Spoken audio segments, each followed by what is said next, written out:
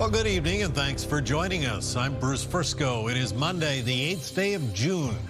This is CTV News. Tonight, a jury is chosen for the trial of a man accused of killing 2 boys. Families are cautiously optimistic the long-term care strike is over. And Soapbox racers with a need for speed hurtle toward the finish line. Live from our Maritime's News Center, this is CTV News. Here is Bruce Frisco. Good evening. Jury selection is now complete in the case of a St. John man accused of killing 2 boys aged 10 and 17. Their bodies were found in an apartment in January of 2025. CTV's Avery McCrae has details. A 14-member jury will decide whether 46-year-old Roman Commishney is guilty of 2 counts of first-degree murder related to the deaths of a 17 and 10-year-old last winter in the city's North End. Commishney has pleaded not guilty to both charges. The victims' names are protected under a publication ban and will be referred to as A, B, and CD throughout the trial. The same ban has allowed the media to describe the incident as one of domestic violence. Police responded to a 911 call on January 29th in 2025 in the Milledgeville area. When they arrived, police found the 2 young boys. In the Crown's opening argument, the prosecutor told the jury Commishney stabbed the victims to death and later tried to take his own life with a nail gun. The allegations have not been tested in court. Justice Darrell Stevenson is presiding over the case and told the jury after a 2-hour selection process to approach the case with an open mind and only make the decision based on the evidence presented in court. The trial is scheduled to continue over the next 3 weeks and is expected to be completed by June 26th. Avery McCrae, CTV News, St. John. An RCMP officer in New Brunswick has been charged with assaulting and choking his intimate partner last month. The Serious Incident Response Team recommended charges following an investigation into the matter. Today, Constable James McMillan was also charged with unsafe storage of a firearm. He'll face a judge in Miramichi in August. A New Brunswick woman was killed in a hit-and-run incident over the weekend. Police called just before 4 a.m. Saturday morning to Micmac Road in Askanovovich. It's believed the driver veered onto the shoulder and then struck a pedestrian. The 33-year-old victim died at the scene. Police say the driver left before officers arrived. They're asking anyone with information or relevant dash cam video to reach out and share it. 71-year-old man taken to hospital with serious injuries after being struck by a vehicle in New Glasgow this afternoon. Police called to Provost and McLean Streets just before 1:30 p.m. Investigators say the man was hit when a Dodge truck was making a left turn. The driver was not injured, but is facing a number of charges, including failure to yield, driving without insurance, driving with the wrong plates, and operating an unregistered vehicle. The investigation is said to be ongoing.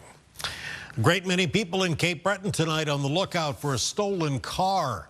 Regional police say a 2014 red Ford Escape was stolen from a gas station on Grand Lake Road about 4 o'clock this afternoon. What makes the search urgent is that the owner's dog was inside the vehicle at the time. The dog described as a golden doodle named Charlie. The vehicle was last seen headed towards Sydney. Nova Scotia license plate reads HFL 748. If you spot the vehicle or the dog, you're asked to contact Cape Breton Regional Police or Crime Stoppers. Fire damaged a home and sent a firefighter to hospital in Nova Scotia's Annapolis Valley last night. Happened late Sunday night in Wolfville. Nobody was home at the time. A firefighter sent to hospital with minor injuries. The fire was contained to the back of the house and was under control within 20 minutes' time. There is no word on a cause. And an historic farmhouse on Cannon Mountain Road in Kings County also went up in flames overnight. Firefighters dispatched around 4:30 a.m. New Minas Fire Department taking the lead on this one. The home is believed to be one of the oldest in that community, very likely a so-called century home. Get the Maritime's top stories, breaking news alerts, and watch live. Download the CTV News app. It is not a done deal yet, but there is hope the 8-week strike by long-term care workers in Nova Scotia could finally be over. More than 3,500 workers will be voting on an offer that was hammered out over the weekend. CTV's Ryan McDonald shows us tonight, though, that a settlement cannot come fast enough for people with loved ones in those facilities. After 8 weeks on the picket lines, a tentative deal has been reached that could see CUPE long-term care workers go back on the job. For Stephanie Beaton of Port Hawkesbury, hearing that over the weekend was welcome news. I felt relieved and hopeful that there is an end in sight to this long ordeal. Beaton's 85-year-old mother, Ann Kierstead, who lives with Alzheimer's, has been a resident of the Port Hawkesbury nursing home for a little more than a year. Back in late April, Beaton spoke on this broadcast expressing concerns about what she felt was a decline in her mother's care and the quality of her meals. It's exhausting. You feel like you need to be more present, to be more supportive for your family member, ensure that their care needs are being met. Still a bit of anxiousness. We're still waiting for particulars, but yeah, there seems to be like a big exhale kind of. A couple of hours away in Sydney River, Gordie Ferguson was at the local strike headquarters today instead of on the picket line. The workers seem to be a little more upbeat yesterday, I'm told. I haven't, like I said, I haven't spoke to any of our residents, but I hope to today, and I'm sure they're just as happy and anxious to see us return. The new deal still needs to be ratified. In a statement over the weekend, CUPE said if the Leave Bargaining Unit votes to approve the proposed deal, it will then be presented to members province-wide for a vote, and that negotiators have unanimously recommended that workers endorse the agreement. It's definitely cautious optimism. Hopefully the workers have been offered a fair deal, and hopefully they're willing to accept this deal. The union has added that details of the agreement won't be made public until its members have voted on it. Ryan McDonald, CTV News, Sydney River, Nova Scotia. A dubious distinction for Nova Scotia, which now has the most expensive average asking rents for apartments in all of Canada. The latest monthly analysis from Rentals.ca and Urbanization found average asking rents for apartments in Nova Scotia rose 2.6% in May to $2,343 on average. That is higher than the national average asking rent, which went down 4.7% in May from a year earlier to $2,029. This was the 20th straight annual decline reported. Food banks in New Brunswick getting a provincial funding boost for the next 3 years. The government is giving $9 million to Feed NB, the organization that distributes food to 68 food banks and community kitchens across the province.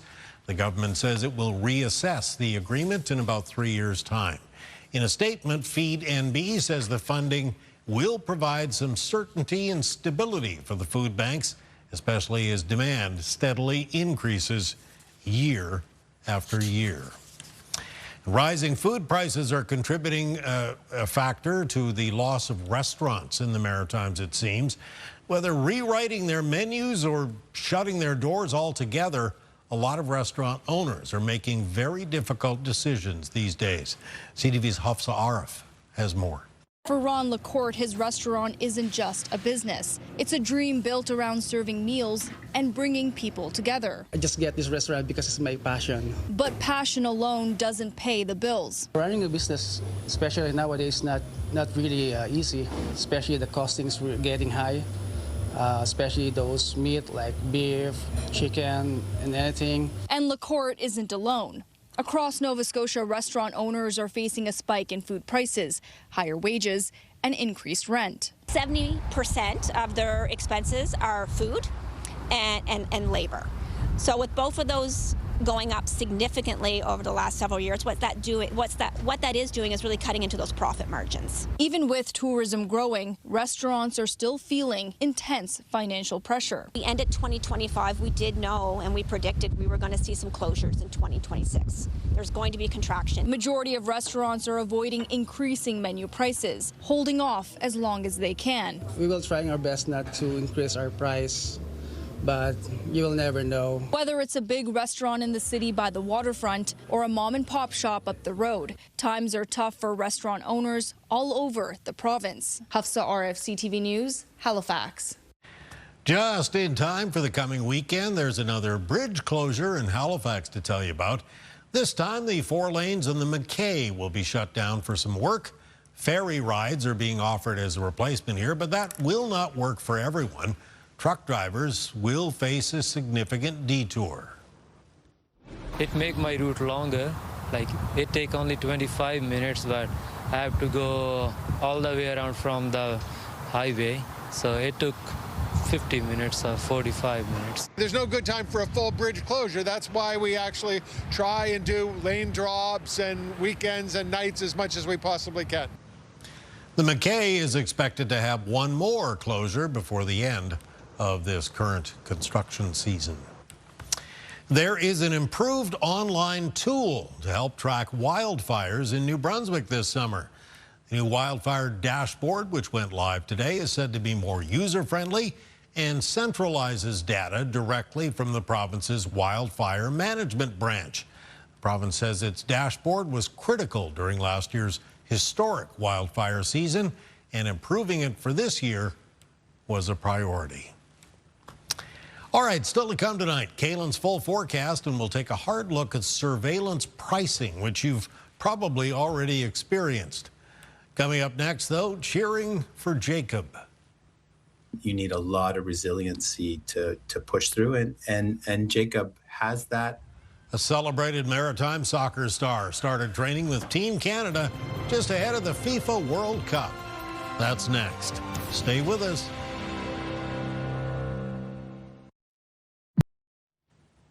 So the 2026 FIFA World Cup begins this week, with matches being played all over North America. We are delighted to tell you that CTV, TSN, and Crave is your home for coverage of every game during the 5-day tournament. That being said, it will impact our broadcasts on certain days. On those days, CTV News at 5 and CTV News at 6 will move to CTV 2. And we're certainly going to remind you about this long in advance, but if you want to check early, go to ctvnewsatlantic.ca to see the full list of dates right there for you, and you can just scan the QR code there to get to it.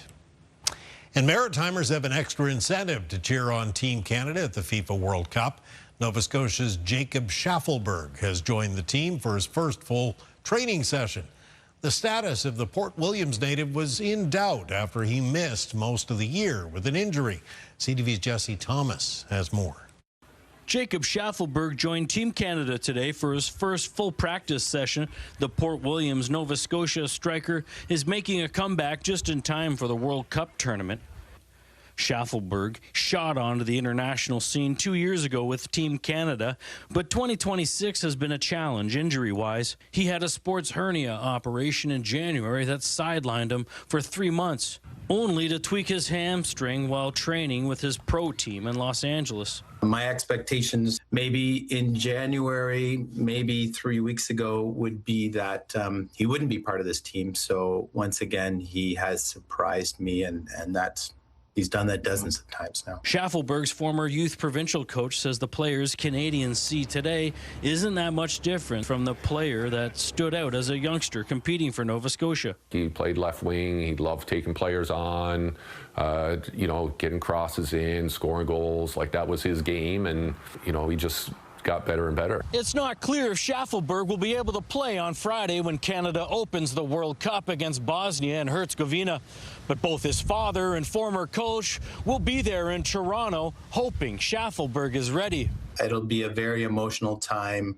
There'll be tears. It's a proud moment just to know that he's there, and he's representing not just himself but all the other players from the province that he played with, and all the other kids who are here playing. Jesse Thomas, CTV News, Halifax. Okay, time for a quick little break, but when we return, your complete Maritime weather forecast. A little breezy today, but otherwise not too bad at all. Kaylin Mitchell has all the details for the rest of the week when we come back.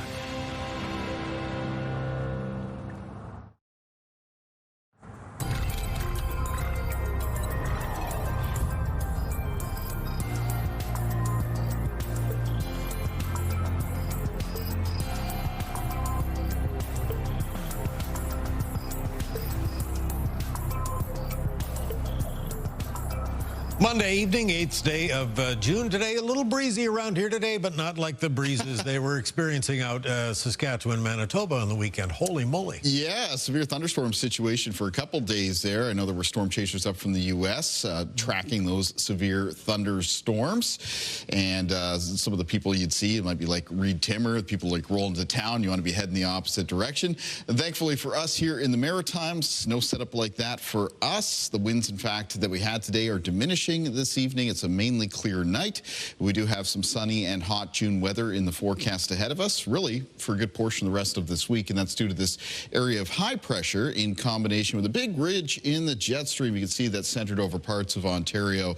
A lot of very warm air underneath that ridge, and it is building eastward. And New Brunswick was into some of that for today. Their temperature is going to be getting hot for tomorrow and warm for Prince Edward Island and Nova Scotia. So taking a look at our timeline for cloud cover and precipitation, there are a few clouds that drift over the region for tonight. Those are around for the start of Tuesday, partly cloudy first thing in the morning, and then in the afternoon, mainly sunny to a fair weather mix of sun and cloud, depending on what part of the Maritimes you are in. And then just a few clouds expected to be around for Tuesday evening and Tuesday night, and Wednesday, a mix of sun and cloud, and looking a lot like Tuesday right now in the forecast. So taking a look at the winds for Tuesday for the Maritimes. Coming up in the afternoon, they are going to be out of the west and northwest for the region. They're not going to be as gusty as they were today, but they are going to be breezy, and they'll have some gusts between 20 and 40 kilometers per hour. Low temperatures in the forecast for tonight for the province of New Brunswick will mostly fall into a range around 8 to 12 degrees. In Prince Edward Island tonight, most of the lows between 8 and 10. And for Nova Scotia tonight, most of the low temperatures between 4 and 9 degrees. A few communities in the southwest. Coastal areas might see some lows closer to 10 or 11. Highs in the forecast for tomorrow for communities in the north of New Brunswick. It's high 20s, low 30s, 31 for Miramichi. For Fredericton tomorrow, high temperature near 31 degrees. Plenty warm down towards the southwest, 30 at St. Stephen, and even 25 at Grand Manan and St. John. 29 degrees for Moncton in the southeast. Prince Edward Island for tomorrow with high temperatures mostly around the mid-20s, so 18 to 22 directly on the coastline. I'm talking about like feet in the sand. For Cape Breton for tomorrow, temperatures a little bit more moderate in Inverness County, there between 17 and 20. The remainder of Cape Breton mostly between 22 and 24. Mid-20s for the north shore of Nova Scotia. On the eastern shore, coastal areas 18 to 22 degrees, but you get inland and those high temperatures will come up closer to 24, 25 degrees. 25 for Truro, and for the city centers Halifax and Dartmouth for tomorrow. It's hotter in the valley with high temperatures near 27, 22 at Digby, and on the south shore of Nova Scotia, coastal areas mostly between around 19 and 25 degrees, including 25 at Shelburne and Liverpool. Taking a look at the extended forecast for New Brunswick, heat continues for Wednesday. Temperatures may come down a few degrees with a low chance of showers on Thursday. Weak little weather front dipping in from the north. After that, plenty warm on Friday, the mix of sun and cloud. Couple weather fronts moving through on the weekend bring a chance of showers on both Saturday and Sunday, and temperatures a little bit more moderate. And by moderate, I mean close to averages for June, because temperatures are above average throughout much of this week. So for Nova Scotia in the forecast, temperatures warm to hot, at least over the next couple of days. Low chance of showers on Thursday. Friday, a mix of sun and cloud, highs around the low to mid-20s. Temperatures come down a few degrees in the weekend forecast. That chance of showers both Saturday and Sunday. And then Monday, mix of sun and cloud. And for Prince Edward Island in the forecast, temperatures continue to tick up over the next couple of days, even with that low chance of some showers on Thursday. And Friday, it's a mix of sun and cloud. There'll be a chance of showers on Saturday and Sunday, and a mix of sun and cloud to start next week. Bruce. Good stuff. Thank you, my friend. We'll step aside for a moment, but stay with us. There is more to come.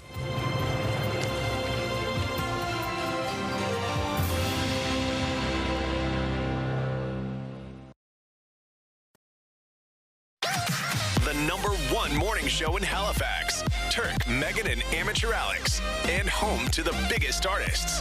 Halifax's #1 hit music station. 101.3 Virgin Radio. So do you think it would be fair to pay more or less for something based on your address, your search history, or even your purchasing history? That is what surveillance or algorithmic pricing accomplishes. As CTV's Vanessa Wright tells us tonight, our data is being used to predict our behavior and what we're willing to pay. Surveillance or algorithmic pricing is something many Canadians have never heard of, but likely something they've already been impacted by. It happens when a retailer uses personal data to estimate how much a consumer is willing to pay for a product. Whether that's what they've bought before, or what they've searched, or where they live, or all kinds of demographic information to set prices higher for some people versus others. Some Maritimers say they've seen it firsthand and are not impressed. I don't love it personally. I don't enjoy being tracked. Whenever I get asked to be tracked on any website or for my data, I always select no myself. It's another way that these algorithms and this technology can have control over our lives without us actually even understanding that. How widespread the practice is in Canada remains unclear. Retail analyst Bruce Winder says there's no evidence to suggest it's a problem here at home. It's not something that is really prevalent here at all. And the reason for that is companies know that it wouldn't be accepted, that they would be, very much punished on social media and punished in the court of public opinion. Call it a precautionary measure. Ottawa is considering legislation to tackle the issue. Winder believes government should stay out of it. In my opinion, it's better just to let the market self-regulate and let consumers punish anyone who does anything bad. But many agree it's a problem in need of a solution. Vanessa Wright, CTV News. Thank you, Vanessa. Time for one final break. Coming up, we're off to St. John's long-running Soapbox Derby. First, though, your wake-up weather. Here's a live look at Lunenburg on this Monday evening, just about Tuesday morning. 12 degrees right now. Kaylin, tell you how to dress for tomorrow when we come back.